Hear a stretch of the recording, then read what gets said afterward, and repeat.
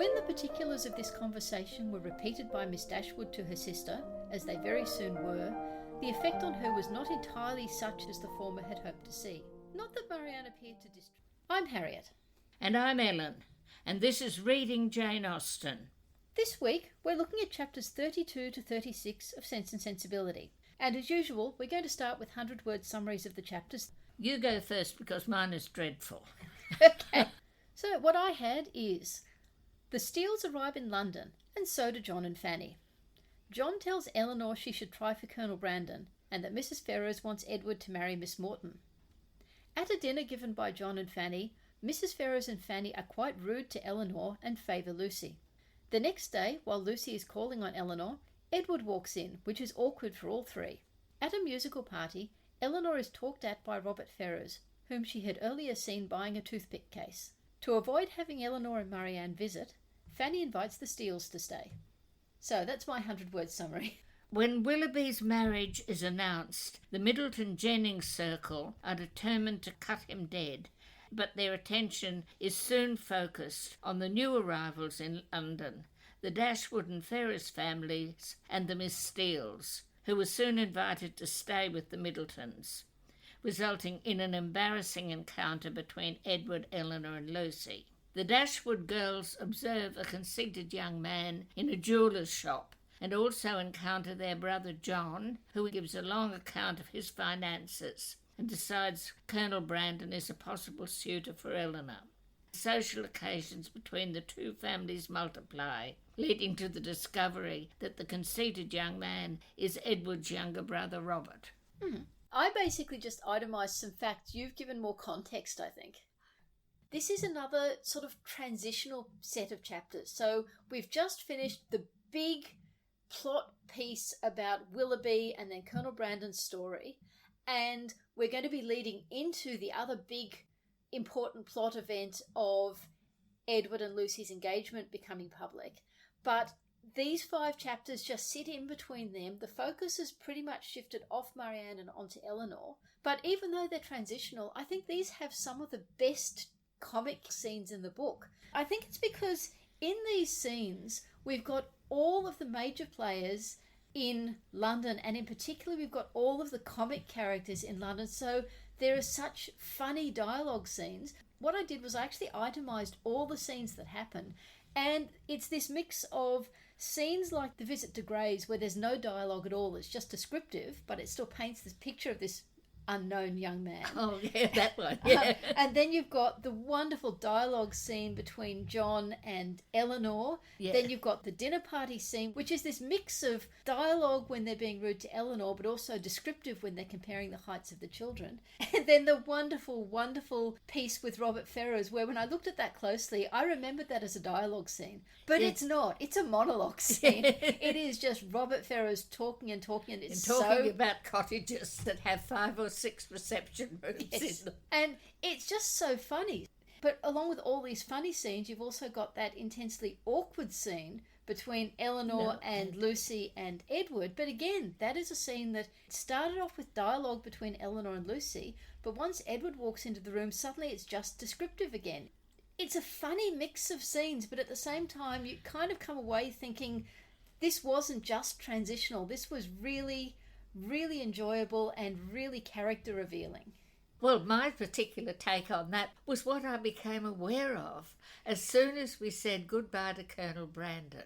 I heaved a sigh of relief. We're getting away from Marianne. We're getting into the stuff I like, the comedy. Yes. And then what we've got is we have a Marianne plot and an Elinor plot. Yeah.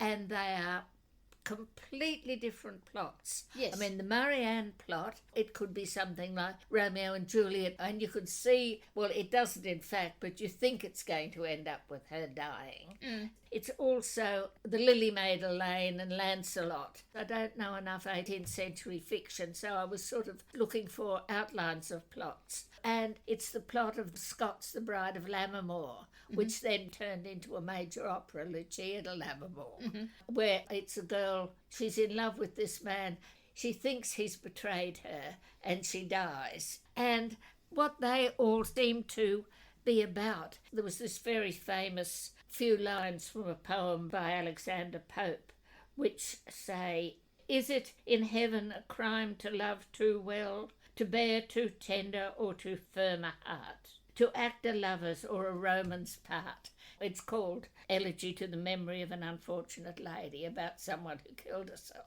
But that's where the Marianne plot is focusing in on. And then we suddenly move across, and we've moved into romantic comedy. I think it's a special kind of romantic comedy, though. It's not romantic comedy like Much Ado About Nothing, where it's all about the fun and games.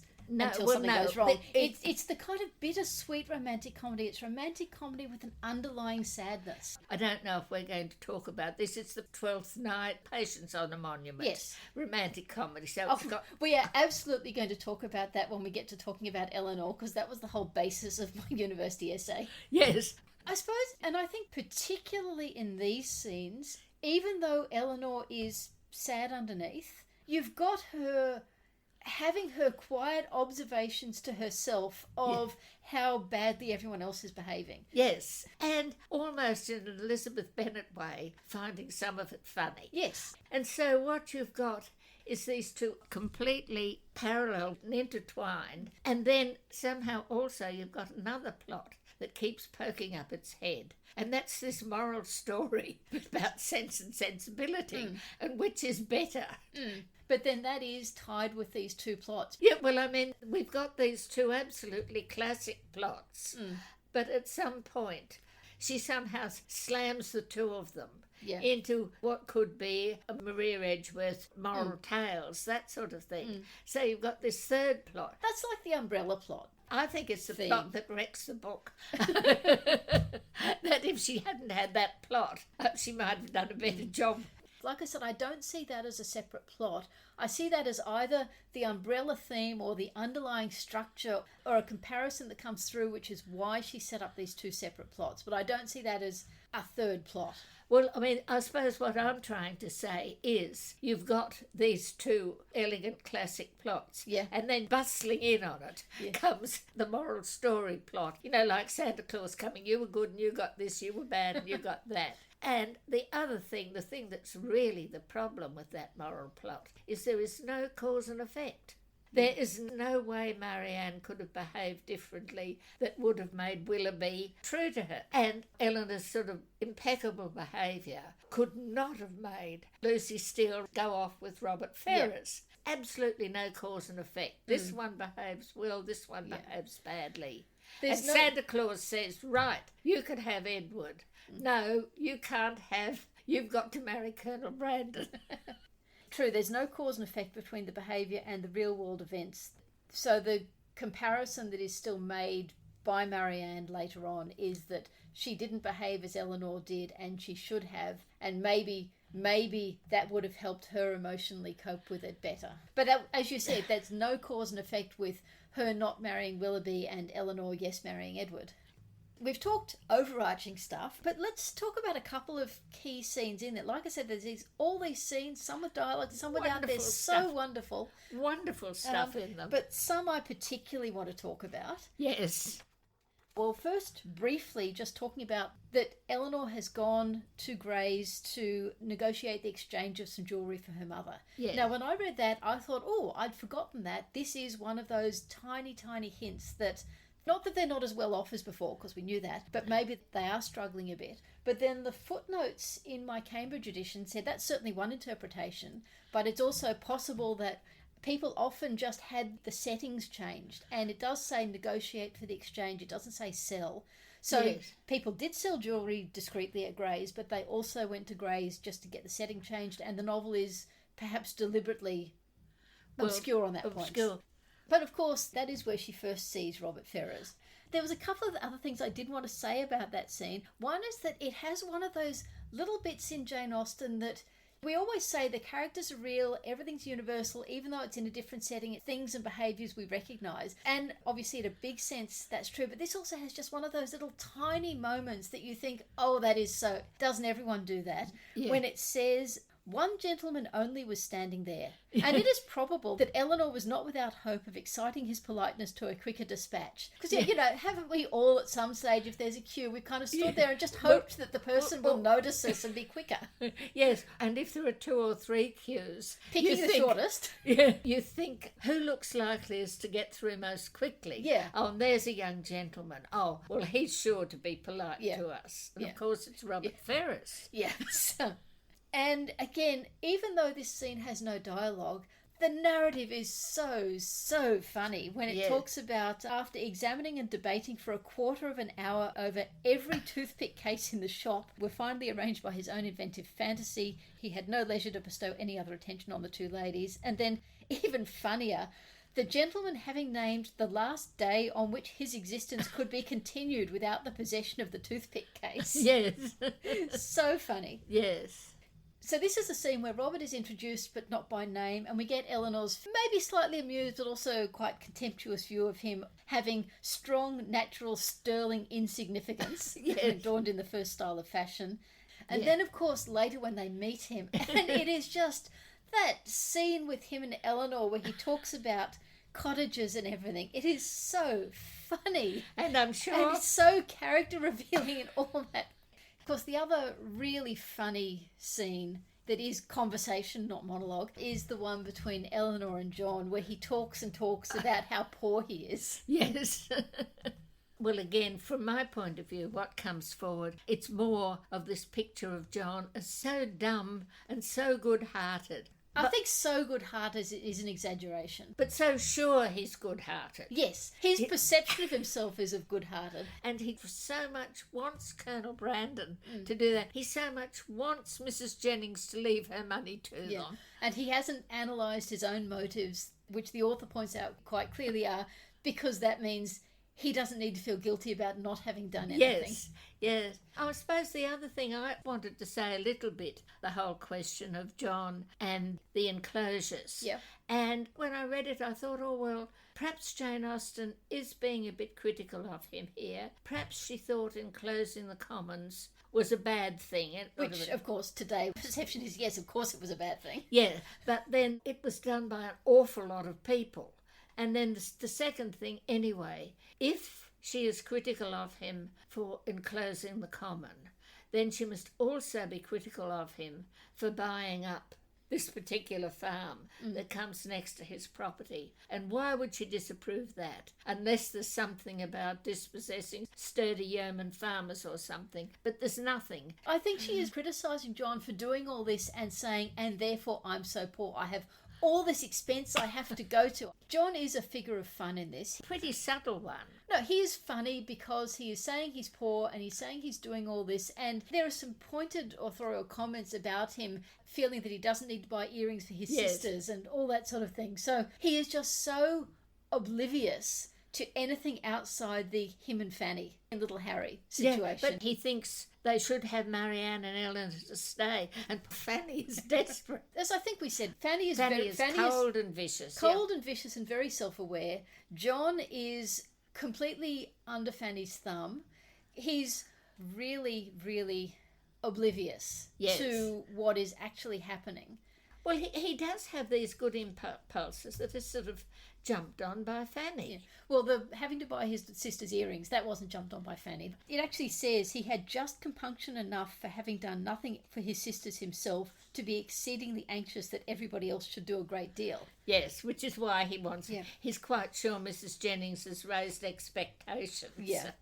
I had one more thing about John that I thought was a fascinating insight into his character, which is that he puts an actual monetary figure on Marianne's looks. He's not just saying she would have married well, but now she's lost her bloom, she probably won't. He actually says, I question whether Marianne now will marry a man worth more than $500 or $600 a year at the utmost. It's not like Mrs. Bennet saying, oh, Jane, I knew you with your beauty you would marry someone of wealth. This is a dollar value. Yeah, well, sorry, it's a pound value. Well, as though it's one of these things he's quite good at. Yeah. He goes and looks at all the girls at the ball. Oh, she could easily pick up someone with 5,000. No, not a hope. Well, not a hope. If you're Oscar Wilde, you'd say that makes him a cynic because he knows the price of everything and the value of nothing. Well, yeah.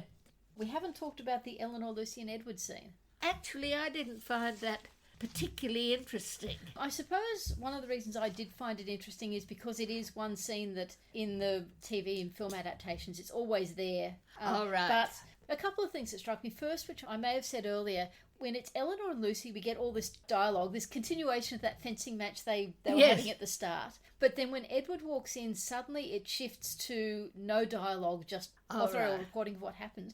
It is funny. Like, you feel for Elinor, but at the same time, I think you're meant to admire her for shouldering the conversation and everything, and it is funny. And then you have Marianne comes in, and suddenly there's dialogue again, all from Marianne. And again, it's so funny because you have this, everyone knows something different except Marianne, who knows nothing. Yeah. She's increasing the awkwardness for everyone, but she's just so... Well, she's so loving. Yeah, I often find Marianne profoundly irritating, but I do think she is so genuine and affectionate in this scene. Yes. It's really hard. You kind of laugh at her for being unaware, and you sort of cringe at some of the things she says, but you kind of have to love her for saying them. Well, yes, she's so genuine. And then, of course, it finishes with Edward leaving, having, I think, stayed less than the obligatory 15 minutes for a call. Yes. And Marianne saying quietly that Lucy won't stay, but then it says Lucy, who would have outstayed him had his visit lasted 2 hours, soon afterwards went away. Yes. It's possibly the most emotional scene in these chapters, but it's also funny. Yes. And there was one other thing that struck me in these chapters, which is, I was thinking back to the Helena Kelly book, where she says that Sense and Sensibility is a criticism of primogeniture. And I was thinking, I don't think it is. I think what it's a criticism of is lack of family feeling.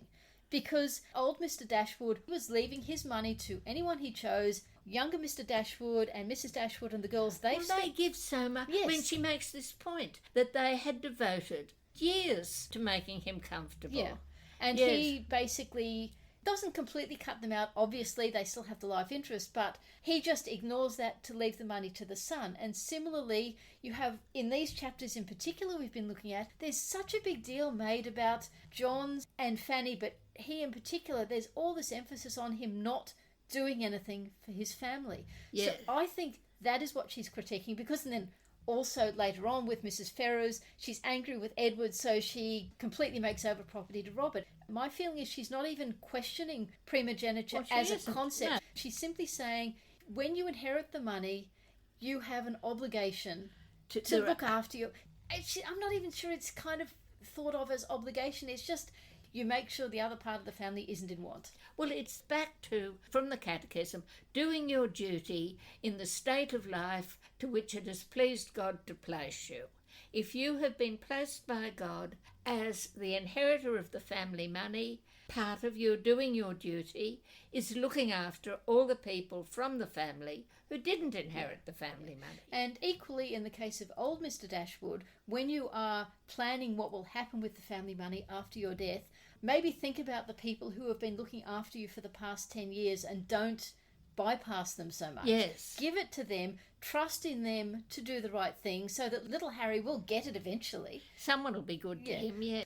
So I guess I just feel that in this regard, I can't remember if we've talked about it before, maybe we have, maybe we haven't, but her concept of Jane Austen being radical, for the most part, I don't see Jane Austen being radical in terms of criticising the social structure. She is maybe radical a little bit at an individual level where she actually celebrates these people like Elizabeth who within the social structure are completely themselves. Yes. And they're not just doing what is expected, which in her case is doing what your mother says and marrying Mr. Collins. Yes. She will hold out for what is right for her. So at that individual level, she's maybe a bit radical, but at least in this instance, and maybe we'll talk about it in other books, there's a lot of criticism of people not looking after their family. She's criticising people who do not stick by what you can see as the overarching good sense of the way society is organised. Yeah. The only radical thing I can see in Jane Austen is she sort of goes along with the blue stockings in women should be educated. Mm. Women have got brains, women should be educated. Not they should earn their living. That, as far as I can see, is the only thing you could see as sort of radical. Mm. I think that's pretty much everything I had on these chapters. So, did you have a favourite sentence? Oh, yes. Well, I think we both got one that's a favourite sentence. I've actually got a page and a half of possible favourite sentences. There were so many wonderful bits in this chapter. No, well, what I'm having for mine is when John Dashwood says to her, "You may guess after all these expenses how very far we are from being rich and how acceptable Mrs. Ferrars's kindness is." Elinor replies, "Certainly," said Elinor, "and assisted by her liberality, I hope you may yet live to be in easy circumstances." And I sort of thought when I read that, well, look, Lady Middleton criticises the Dashwood girls for being satirical, but I think she's getting pretty close to being satirical when she says something like that. I think she says something like that to John because she knows he won't pick he it will up. take it at face value because he is so oblivious to everybody else that's and because he sees Timothy everything at face value. Yeah, he doesn't understand irony. No, not at all, or satire. Yes. The line about Lady Middleton thinking the girls satirical because they read a lot is a lovely line, and particularly that she doesn't actually know what satirical means. Yeah, but I sort of felt, well, look. Yeah. But Elinor doesn't do that really to anyone else. She only does it to John. She doesn't do it anywhere to Robert Ferrars? Maybe she does it to Lucy. And Lucy does actually get it, but she's intending Lucy to get it. Yes, she does it with Lucy quite a lot. Yeah. Well, my favourite is actually a line I used for years and years below my email signature. It's after Robert Ferrars has been talking at Elinor about cottages and who knows what, and it says, "Elinor agreed to it all, for she did not think he deserved the compliment of rational opposition." In these chapters, we are getting a sense of Elinor feeling herself to be a little bit intellectually, morally, ethically superior to pretty much everyone she's dealing with in these chapters. Yeah. But basically, though, to all the comic characters in the book. Yes. She feels she's either more intelligent than them. Well, actually, she feels mostly she's more intelligent than them. Yes, and morally superior. And morally superior, but I think mostly she feels she's more intelligent than them. And to be fair, because they're all the comic characters, she probably is. And I think that probably includes Mrs. Dashwood. I was just thinking, I don't think she ever is like that to Colonel Brandon. No. And I don't think she's ever like that to Willoughby. No. But then we have very little dialogue between her and Willoughby, and not that much more dialogue between her and Colonel Brandon, because we don't have much dialogue from Colonel Brandon. Or let's say all the interactions described by her and Willoughby, she's never having this sort of go at them. Mm. Now, even with Willoughby.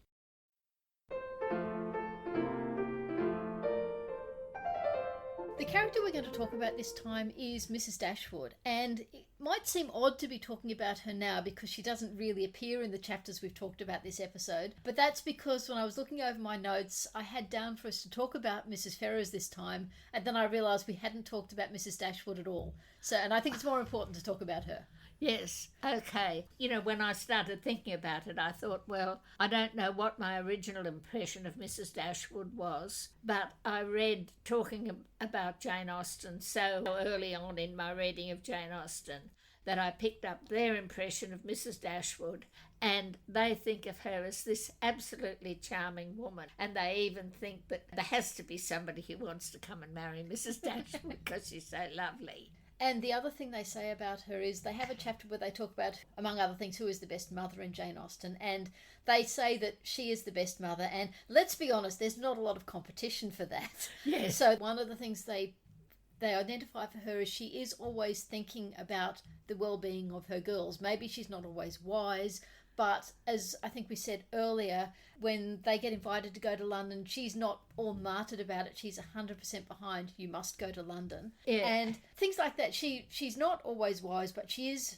very concerned about the well-being of her daughters, and she is still wiser than, say, Mrs. Bennet. Well, again, of course, we've got that one problem to explain with Mrs. Dashwood, is why did she leave Marianne in London when Marianne was obviously in such a terrible state? Yeah. And there's no excuse. The plot required it. The plot required it, because if Marianne had gone, Elinor would have gone, and all that lovely stuff we've just been through wouldn't have happened. The reason given is that she thinks it would be worse for Marianne to be back home and seeing all the places she was happy with Willoughby. And it's a stretch. It's a real stretch. But again, it is a stretch that is focused on what she thinks will make Marianne happy. So she's possibly wrong. It seems a bit specious to me. Yeah. Well, I mean, Jane Austen had to come up with a reason. The whole point is, as we've said quite a lot of times with Sense and Sensibility, there are these little places where, for the sake of the plot, she makes characters do things that they really oughtn't to be doing. The other reason given to stay longer in London is because she knows that John and Fanny are coming to London, and she thinks it's important that they should spend more time with their brother. So that's harking back to what I was saying earlier about the Helena Kelly thing. Just the emphasis this book is putting on family feeling and the importance of family, and how many people kind of don't have that and how they're criticised for it. But it's just a small piece, but it does sort of suggest that, and maybe it's also because she did, after all, bring up John for some of his life. That's right, yes. I suppose the thought that just occurred to me when you were saying that is perhaps she's feeling a bit guilty that when she got so cross with Fanny that she picked up the girls and took them right away from their family, and now she's thinking, perhaps I shouldn't have. That makes sense to me, though not as a reason in the face of Marianne being in this terrible state. I just think it was something that Jane Austen, the plot required it. That she wasn't skillful enough at this stage to twist the plot to fit this. Yeah. Or she had this lovely plot and she wasn't going to get rid of it. But this time, when I started looking towards the end, I came up really quite bothered with the extent to which Mrs. Dashwood does Mrs. Bennet, and she shoves Marianne after she gets driven back to Cleveland where the Palmers are. Colonel Brandon gets at her, and so she arrives determined that Colonel Brandon should marry Marianne. He'll be just the person for her. When I reread that, my blood almost ran cold. She is going to push this girl. And right at the very end of the book, you have this passage where it says that after Elinor is married, you have Mrs. Dashwood and Elinor and John and Edward. They wanted to see Marianne settled at the mansion house, was equally the wish of Edward and Elinor. They each felt his sorrows and their own obligations, and Marianne, by general consent, was to be the reward of all. Basically, you've got the whole lot of them determined to push Marianne, and right from the moment Colonel Brandon gets at her, Mrs. Dashwood really thinks, and on what grounds, that perhaps she's thinking of her own older husband, but... Well, I suppose, to be charitable, and maybe you don't want to be charitable, she probably does think Marianne has been so hurt by Willoughby. Yes. She's never going to love someone with that total commitment that Marianne has, and she knows Colonel Brandon is a good man. So it's not like Mrs. Bennet pushing Elizabeth to Mr. Collins. In this case, I think, rightly or wrongly, I think she genuinely believes that it is probably for Marianne's happiness. But yeah, you're right. The amount of pressure she's putting on Marianne is perhaps unconscionable. Yes, and then there's this other assumption. Oh, well, perhaps she believes what Marianne said, that you can only love once. Yeah. But there's Marianne, she's coming up 18. Do we really think that if she can feel so passionate about Willoughby, that she's not... I mean, one can think of plenty of people one knows who tend to fall for person after person, particularly starting at 18. Moving away from that, just reflecting back on some things we've said earlier, is the incurable optimism of Mrs. Dashwood. Yeah. In that a woman who's never saved any money in her life thinks that she will be sufficiently beforehand in the spring to make some alterations to the cottage. Well, of course, that's a phrase that they talking about Jane Austen people, which I keep talking about them because I read them probably before I left school. So, they influenced a lot of my thinking about Jane Austen. Well, I suppose I'd just sum up by saying, yes, I can see what you mean. Mrs. Dashwood does, in fact, do badly by Marianne. Yes. And I don't think the author necessarily recognises that or wants us to recognise that. But in general, Mrs. Dashwood is a nice person. She's happy, she's optimistic, She is subject to sudden changes in emotion. There's that really funny bit later in the book where she says there is always something I couldn't like about Willoughby. Yes. And then there's the other thing that we talked about earlier, is this very nice thing about her pride in that she's not going to try and crawl up the society she's with there. She's accept what Sir John Middleton offers, but she is not going to visit people. She's not going to go out to dinner parties unless she can return them. Yeah, she'll only pay calls to places she can walk to rather than having to ask Sir John for the carriage. Yeah. She can't be completely independent. She does have dependence on Sir John, but she is not... But again, in what we were saying about family obligations, he has obligations to her and she is grateful for them. But she makes that point that she won't go to dinner with him, but she lets her girls go. Yeah, she won't accept hospitality that she can't repay. Yes. But she will let the girls accept that hospitality. And maybe it's because it's slightly different in that he's not actually head of the family. She is a poor relation. He's her landlord. Yeah, true. And as her landlord, he again has traditional obligations to the people to whom he lets his property.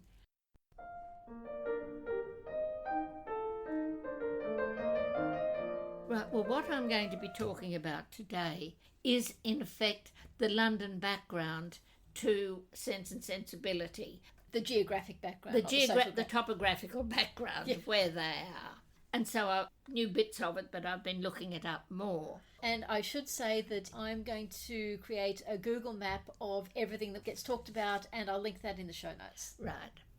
But anyway, when you actually look at a modern A to Z, or you look on Google Maps, you're going to find that almost all the action of the London section of Sense and Sensibility takes place in Marylebone and Mayfair and in the streets below what was to become Regent's Park. It was already being turned into a park, but since the Prince Regent didn't become Prince Regent till 1811, it obviously is still the remains of a royal hunting ground. And it all happened before the Regent was getting Nash to create Regent Street. On the other hand, this was not a rural area at the time they moved there. In fact, it hadn't been a rural area for well over 50 years. It had begun being converted from country estates to London squares, the square and the houses around it, and then the streets coming off it, in terraces with elegant-looking 18th century houses. These streets had been converted to townhouses that people could rent for the season quite a long time ago, from the early 1700s on.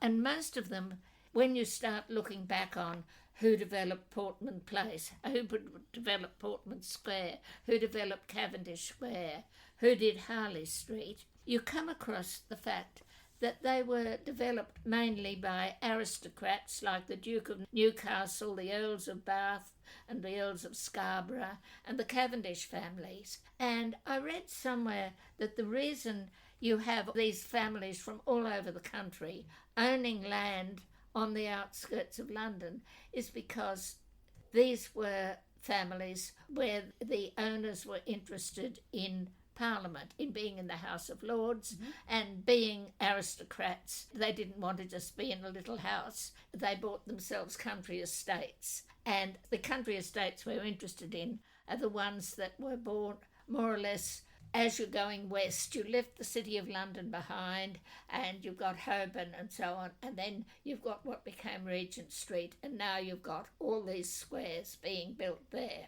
Which were converted from the country estate. Well, the country estates were broken up and they built these squares and streets coming off them. And these were never actually sold necessarily by the families. They tended to own the actual property, and either they put the money into developing it, but they didn't sell these houses. They let them on 99-year leases. Right. And they would then be bought by landlords. Either people like Mrs. Jennings might have the lease, or there might be a landlord who had the lease and let it to this family this year, to that family the next year. If we start looking at them, Berkeley Street, which was the one near Portman Square. That was where Mrs. Jennings lived. You could actually still see some of the houses if you look on Google. Which is obviously, even if it's not the really posh part of town, that is definitely not the trade part of town. Oh, no, it's no, not no. like living in Gracechurch Street. No, that is in the city, Yeah. which is quite a way away. No, she's living in Marylebone, and below Marylebone is Mayfair, and below Mayfair is St James, and St James is where the Royal Palace was, and where, if people were going to be presented to the King, they went there. The furthest up towards Regent's Park is Harley Street, where John and Fanny Dashwood lived, and that is 0.8 miles away from Berkeley Street, and it took 17 minutes to walk there, if you're walking today. According to Google Maps. According to Google Maps, yes. Which I find is sometimes a bit generous in how long it says it's going to take to get somewhere, but if you're walking in a Regency dress, maybe not so much. Yes, well, again, of course, Mrs. Jennings tended to go everywhere in her carriage, but definitely they walked to various places. But Mrs. Jennings's children lived further down towards St James. The Middletons lived in Conduit Street, which was a full mile from Mrs. Jennings in Berkeley Street, and it takes 22 minutes to walk. So when Mrs. Jennings is off looking after the baby, the Dashwood girls, they have to go a mile every day to spend the day with the Middletons. Which is another reason why they might have been happier just staying where they were. Yes. Although, having said that, coming from the country, walking a mile is probably not really that big a deal to them. That's what they're doing, yes. They're used to doing it. And then a little bit further up towards Regent's Park, but still in Mayfair, is where the Palmers lived in Hanover Square.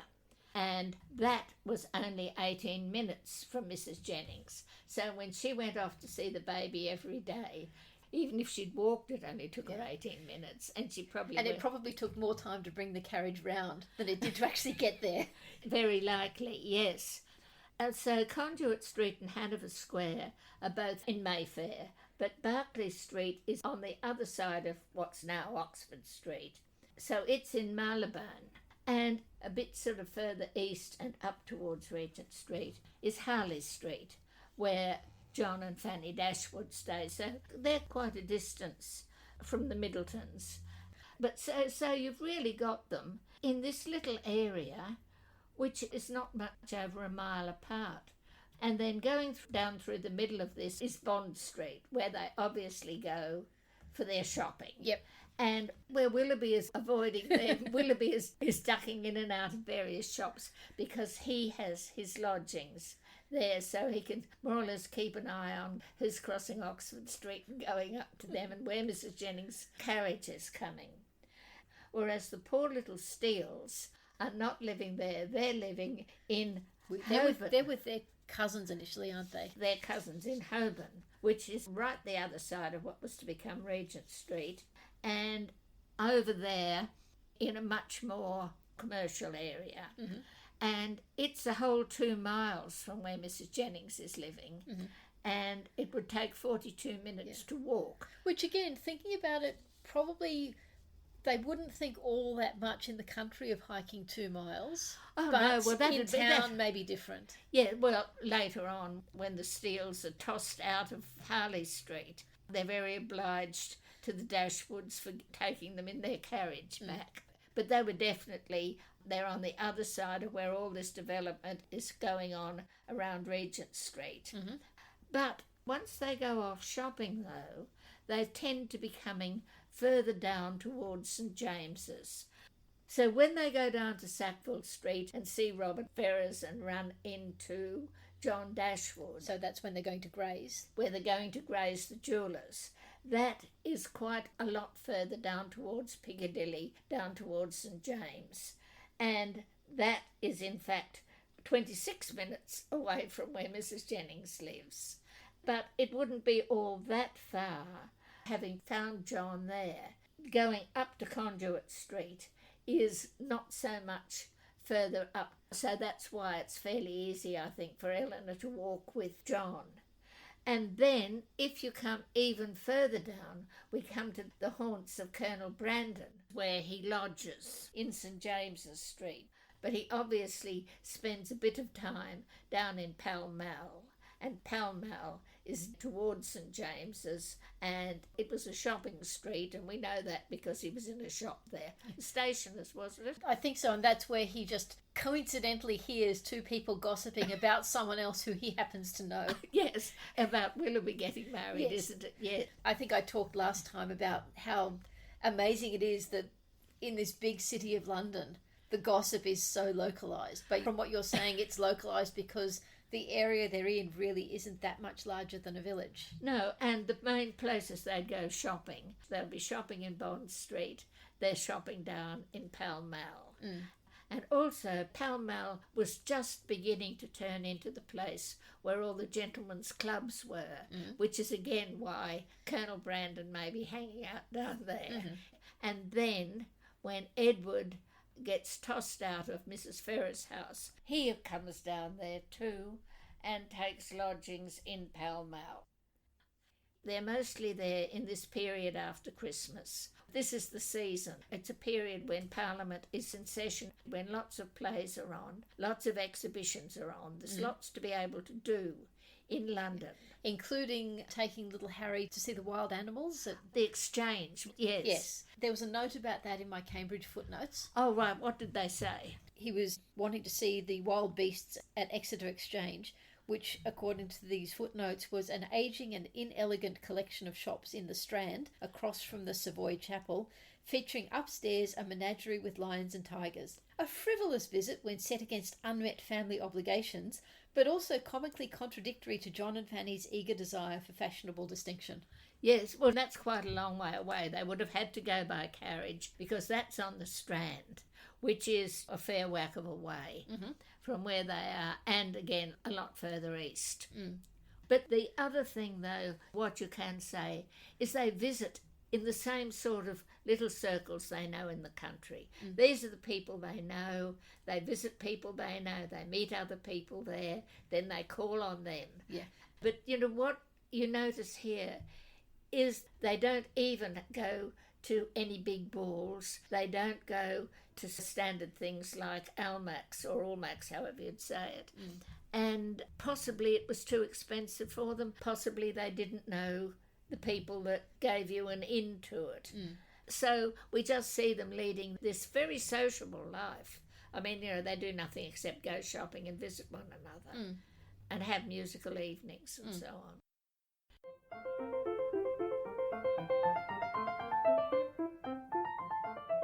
So we saw when we were talking about the chapters just how many little scenes, all of them wonderful in their own ways, there are in these 5 chapters. Well, of course, the adaptations of the book can't fit all of that in.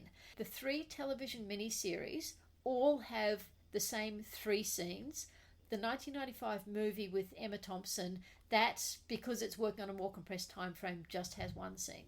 One thing you may remember I said last time is that all of them introduced Robert Ferrars at the ball where Willoughby cuts Marianne. So that immediately completely excises the scene at Gray's with the toothpick case. Yes. It's a bit of a shame, but it's not there. It would have been fairly hard to Yes. fit that in. Yeah. They would have had to establish the shop, establish what the man would have looked like, hire a whole lot of toothpick cases. Yeah. So the 3 scenes that the television versions all have is they all have the John and Elinor scene. That's not in the 1995 movie. They all have the dinner Yes. at the Ferrarses. Is that the dinner where they talk about the size of the children? Yes. And then all of them, including the 1995 version, of course, have the key scene with Elinor, Lucy, Edward and Marianne. Yes. They all have that no matter what. The most recent miniseries version, the 2008 version with Hattie Morahan and Charity Wakefield, it actually introduces a couple of extra scenes that aren't in the book. Again, this is, I think, symbolic of Andrew Davis, who wrote the screenplay. When he wrote the screenplay for Pride and Prejudice, while he certainly took liberties and changed things, he kept quite closely to Jane Austen's dialogue and what Jane Austen shows us. By the time he's come to writing this one, I feel he's become a lot more willing to move right away from Jane Austen, have his own dialogue, have his own scenes. So this 2008 version introduces a couple of extra scenes. One of them is one of John, Fanny and Robert at dinner where they're talking about Marianne and Willoughby, and actually has a line I feel is quite jarring where it says Marianne will be considered damaged goods, and perhaps she is, which I don't like that subtext. That comes from Fanny. Then there's also a scene with Colonel Brandon visiting Eliza and the baby, also not in the book. They felt that was important just to really bring it home, the damage Willoughby has caused. And it's quite sad because you have Eliza saying maybe if he comes to see the child, and Brandon has to tell her Willoughby has just announced his engagement. So you see this other poor girl, and the fact that she also... Well, yes, that she's been discarded too. Yeah. But they all have the John and Elinor scene. They all have some dialogue from the book, and it's always funny with that John obliviousness and Elinor being quietly cutting at times. All of them, again, except 1995, have some version of the dinner with John, Fanny and Mrs. Ferrars. Yes. So you get to see Mrs. Ferrars being incredibly rude to Elinor. You have the scene with the fire screens, although in the most recent version it's actually a painting of Norland, not a fire screen. And you have Marianne in the 1971 version with Joanna David and Kieran Madden, and this has been typical of the 1971 version. Marianne is very over the top and practically has hysterics in the bit where she starts crying, and Marianne feels like she's being very stagey rather than being very genuine. That's not as extreme in the 1981 version where Marianne's played by Tracy Childs. I don't think it even has the crying. It does have a scene with Robert telling Lucy about buying a toothpick case. Oh, right. It also has the discussion about the height of the boys, which none of the others have. Of course, even the discussion of the height of the boys, there's no actual dialogue for that. It's just Jane Austen's sort of rather tart description of what they were saying. Yes. And then in the most recent 2008 version, you do have Marianne starting to cry, but it's not as stagey feeling as it did in the 1981 version. It does feel she's probably not making a noise, not getting out a handkerchief, not that sort of thing. But of course, the key one that all of them have, even the 1995 version, is the scene between Elinor, Lucy, Edward and Marianne. I should add, the 1995 version, Mrs. Ferrars is another character they cut completely. Yeah. So, which I actually think kind of works. She holds so much power, but you never see her. Yeah, so she's out there sort of weaving her spells, yes. but you don't see her. Yes. So again, just looking at how they all do this scene, the 1971 version, again, it feels quite stagey, and it is one where Lucy actually says to Edward, you may talk quite freely, and she takes his hand. So she's just letting him know that Elinor knows, and they've ignored that side of the book. Edward in this one, I think I've mentioned before, he sometimes has a stammer and is very pronounced in this scene to indicate his complete awkwardness. Then in the 1981 version with Irene Richard and Tracy Childs, it feels less stagey. It feels a bit more believable, more organic. In the conversation with Lucy, Elinor gets a couple of digs in, like, I have certainly learned much from our acquaintance. This one adds a scene of Edward and Lucy alone. Instead of leaving the room with Elinor, you stay in the room and see them, with Lucy saying that she sees him so rarely and his letters are so short. Then she brings Marianne in. Again, it's not as over the top as the Marianne in the earlier one, but still Marianne feels a bit stagey. And it's quite sad that when Edward leaves, Elinor says goodbye, Edward, and it does feel quite final. Oh, right, yes.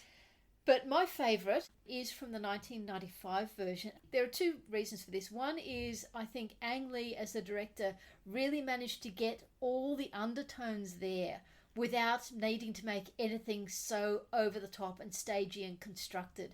But also I think Kate Winslet's performance of Marianne in this scene just absolutely nails it. She is so loving, she is so enthusiastic, she is so completely oblivious to everything everyone else is feeling in the room. It just works so beautifully. Yes. The 2008 version, this is one of the bits where I feel the scene works quite well, but just it suffers through comparison to the 1995 version. Yes. I think the Edward in this scene carries off the awkwardness quite well. Marianne is enthusiastic. She's not as good as Kate Winslet was, but again, it's done quite nicely in this one. But for me, the high point is the 1995 version of this scene, and I think we're going to see this again next time when I talk about the scene just between Edward and Elinor about handing over the living. I can't remember how the others do it, but I do know that it was one that really struck me very strongly in the 1995 version. These scenes don't really turn up in most of the other modernisation films. There's kind of no equivalent in the Bollywood film or from Prada to Nada or anything like that. These ones do or don't show the sort of fencing between Lucy and Elinor. They don't have that because the Lucy character is not usually as well brought out, is sometimes almost completely off screen. Yes. In From Prada to Nada, I don't think Elinor even meets Lucy except quite briefly. And in the Bollywood version, the Lucy character is, well, I'm going to talk about this probably more next time, but it's quite different in that the Lucy threat really isn't any kind of a threat. Yes. And not someone she sees. So the only other one I wanted to talk about briefly with the pop culture versions is the Joanna Trollope version. Yeah. And one thing I might say, and I'm inspired to say this just because yesterday I went to a Jane Austen Society of Australia meeting where someone was talking about book adaptations of Pride and Prejudice. Yes. And I realised with a horrific sense of guilt that all of the book adaptations I have talked about, both for this and for Pride and Prejudice, have been very white modernisations, whereas there have been many, many modernisations of these books that put them in completely different cultures. There have been adaptations that have used Black American culture. There have been several adaptations that have drawn on Pakistani Muslim culture, and I feel very guilty that I haven't read these and haven't talked about them. But the problem is there have been so many book modernisations of this, many of them fan fiction, some of them not fan fiction, some of them by high-profile authors. But because there's so much, I have really only concentrated on the ones typically by high-profile authors or that I've come across for one reason or another.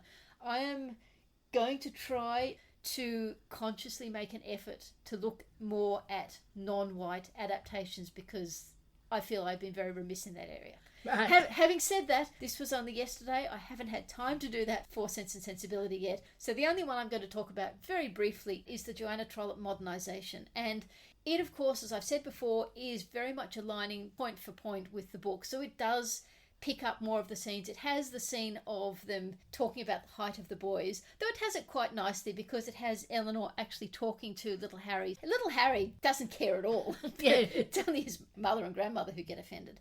But another thing is it has Robert Ferrars organising a party for someone in her flat and manages to fit everything in by taking some stuff out on the balcony and everything, which obviously matches to the giving the ball in a cottage. Yeah. But yeah, so that's what I've got to say about the pop culture versions for these chapters.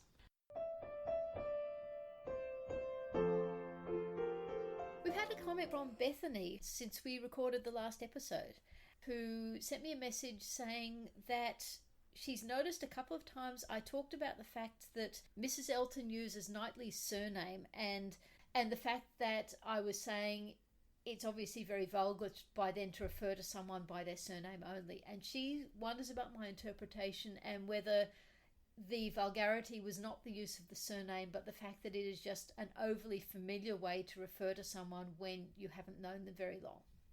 So I just wanted to clarify that, yes, I think the big criticism of Mrs. Elton is that she's being overly familiar when she's only met Knightley once at that point.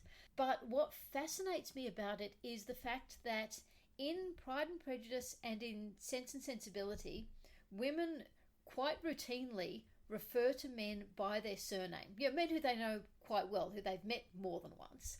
Whereas in the later books, that just doesn't happen. You have men referring to men by their surname, but as far as I can remember, the only occasion in those later books of a woman referring to a man by his surname is Mrs. Elton saying Knightley. In all other cases, if they know someone well and they're very familiar, they use their Christian name, and if they don't know them very well, then it's always Mr. So-and-so or Captain So-and-so. So I guess, and I could be completely wrong about this, but it's just my sense that there must have been some sort of social change in between those early books and the later ones in terms of how women refer to men with whom they are familiar. And by having Mrs. Elton use that in this later book, it is a sign of her vulgarity in a way it's not a sign of the vulgarity of, say, Jane talking about Bingley or the Dashwoods talking about Willoughby. Something I'd just like to add there is the picture I think we get is that Mrs. Elton was copying Mr. Elton, that Mr. Elton had talked to her about Knightley, as Knightley, and she's picked that up. She's picked up a male usage and is throwing it around in this female company. Because there'd be no issue with Mr. Elton calling him Knightley. He probably does. Well, yes. Because A, they're reasonably familiar, and B, that is standard terminology. Whereas Mrs. Elton, I think, is... My feeling, and I could be wrong, is that she is giving a double vulgarity here. First, she is using a familiar form of address when she's not familiar with him yet. And secondly, she's using a form of address that is not appropriate for a woman, no matter how familiar with a man, to use. Yes.